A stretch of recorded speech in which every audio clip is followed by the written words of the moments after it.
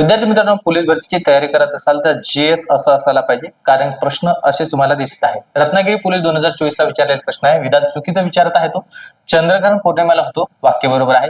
सूर्य, पृथ्वी, चंद्र एका सरळ रेषेत आल्यानंतर चंद्रग्रहण होतो. सो बेटा इथे समजून घ्या, हा सूर्य जर असेल, हा सूर्य असेल, त्याच्यानंतर जर लक्षात ठेवायचं आहे पृथ्वी, मधामध्ये पृथ्वी येत आहे, पृथ्वी. त्याच्यानंतर जर चेक केलं तर समोर काय येत आहे बेटा? चंद्र. समोर काय येत आहे? चंद्र आहे. आता बघा, सूर्याचे किरण जे समजा लंबरूप पडत असताना, ठीक आहे, हे पृथ्वीवर अडवल्या जात आहे. म्हणजे पृथ्वीची सावली कोणावर पडत आहे? तर लक्षात ठेवायचं, चंद्रावर पडत आहे. चंद्र झाकल्या जात आहे, तेव्हा काय होत असते? चंद्रग्रहण होत असते. हे वाक्य अगदी बरोबर आहे. दोन्ही स्टेटमेंट करेक्ट आहे.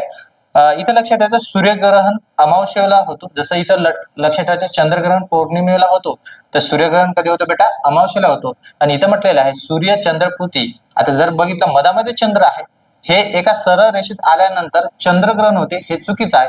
तर कोणतं ग्रहण होतं ते तुम्ही कमेंट्स मध्ये सांगणार. हे आपलं उत्तर असणार आहे, कारण हे चुकीचं विचारलेलं आहे. हाच आपलं उत्तर असणार आहे. आणि मित्रांनो, तुम्ही जर पोलीस भरतीची तयारी करत असाल तर चॅनलला सबस्क्राईब करून घ्या, लाईक करा, शेअर करा. Thank you so much.